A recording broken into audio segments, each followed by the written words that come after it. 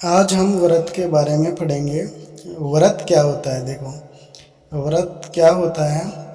एक निश्चित बिंदु से समान दूरी पर लिए गए बिंदुओं का बिंदुपत व्रत कहलाता है। देखो, यहाँ पे एक निश्चित बिंदु ले रहे हैं हम सी, और एक निश्चित दूरी ले रहे हैं आर। ये दूरी आर ले रहे हैं, सेम दूरी पर अनेक बिंदु ले लेते हैं हम, और इन सभी बिंदुओं को हम आपस में मिलाएंगे तो हमारे पास क्या बनेगा? व्रत बनेगा। इन सभी बिंदुओं का जो बिंदुपथ है वो क्या बनेगा? व्रत बनेगा। यानी कि एक निश्चित बिंदु से समान दूरी पर लिए गए बिंदुओं का जो बिंदुपथ होता है वो क्या कहलाता है? व्रत कहलाता है। और यहाँ पे ये दूरी है वो सब बराबर है इस बिंदु से। जो निश्चित बिंदु है वो केंद्र कहलाता है व्रत का, और निश्चित दूरी व्रत की त्रिज्या कहलाती है। त्रिज्या कहलाती है। यहाँ पे हम व्रत की परिभाषा को निम्न प्रकार से देखो लिख सकते हैं। यहाँ पे जो व्रत की जो परिभाषा बनेगी, एक निश्चित बिंदु से समान दूरी पर लिए गए बिंदुओं का जो बिंदुपथ होता है वो व्रत कहलाता है। इस प्रकार से हम इस परिभाषा को लिख सकते हैं बड़ी आसानी से।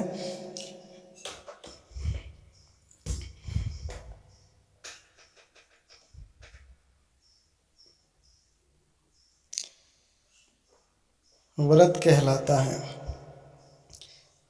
देखो, एक निश्चित बिंदु से एक समान अचर दूरी पर लिए गए बिंदुओं का बिंदुपथ व्रत कहलाता है। अब इसके कुछ सूत्र आते हैं व्रत के। पहला हम सूत्र व्रत के क्षेत्रफल का लिखते हैं। व्रत का क्षेत्रफल, क्षेत्रफल का मतलब होता है अंदर वाला पार्ट। पाई आर स्क्वायर होता है और इसकी इकाई वर्ग इकाई होती है। और यहाँ पे जो पाई का जो मान है, वो पाई का जो मान होता है सन्निकटन मान 22/7 होता है। पाई का सन्निकटन मान 22/7, 3.14। दूसरा होता है व्रत की परिधि। व्रत की परिधि 2πr इकाई। यहाँ पे दोनों सूत्रों में यदि व्रत की त्रिज्या ज्ञात होती है तो व्रत की परिधि भी ज्ञात कर सकते हैं और क्षेत्रफल भी ज्ञात कर सकते हैं। यानी कि परिधि और क्षेत्रफल ज्ञात करने के लिए व्रत की त्रिज्या कंपलसरी है। व्रत की त्रिज्या और की सहायता से हम क्षेत्रफल और परिधि बड़ी आसानी से ज्ञात कर सकते हैं। देखो, परिधि को हम एक एग्जाम्पल की सहायता से भी समझ सकते हैं। परिधि क्या होती है?